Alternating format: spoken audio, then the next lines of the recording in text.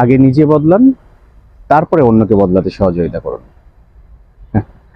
আমরা প্রতিটা মানুষেরই দোষ গুণ সবকিছুই আছে।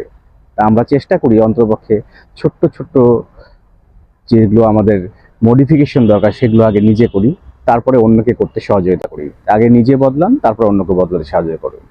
যেমন ছোট্ট কাজও যদি করি, রাস্তার ধারে ময়লা পড়ে আসে, সেই রাস্তাটার ধারে ময়লা গুলো আমরা চিপস খেয়ে বা বিস্কিট খেয়ে, চুইংগাম খেয়ে যদি আমরাও নতুন করে ময়লা না করে আমরা যদি নির্দিষ্ট জায়গায় ফেলি, তারপরে অন্যকে ফেলার জন্য বলি, তারপরে অন্যের কোনো ক্ষতি না করে নিজে অন্ততপক্ষে উপকার করার চেষ্টা করি, তাহলে পাশের মানুষকে কিন্তু আমরা একই পরামর্শ দিতে পারি যে আমরা আসেন একসাথে চেষ্টা করি অন্যের কোনো ক্ষতি না করে কিছু উপকার করার।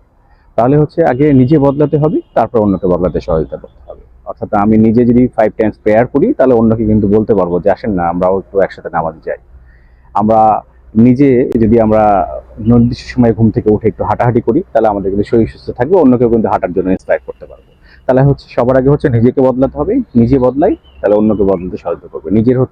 নিজে বদলানোর মধ্যে পুরো শরীর বদলে ফেলতে হবে না, মাথায় রাখবেন এই ভিতরে যে জিনিসটা আছে আমাদের ভিতরে রাখা মন, এই মনটাকে বদলাতে হবে।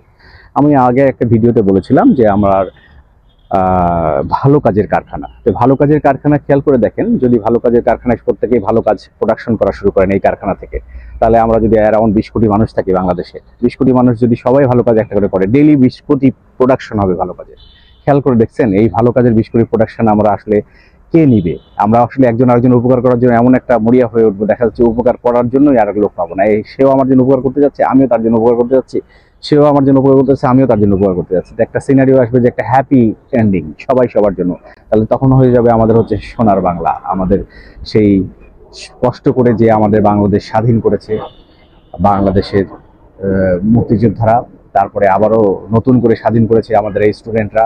এই স্বাধীন বাংলাদেশে আমরা সুন্দরভাবে বাঁচতে পারবো, এই ভালো বাংলাদেশে ভালো কাজের কারখানা থেকে। তাহলে আশা করি আজকে থেকে আমরা নিজে বদলাবো, অন্যকে বদলাতে সহযোগিতা করবো। আগে নিজে বদলে যাই, তারপরে হচ্ছে অন্যকে বদলাই।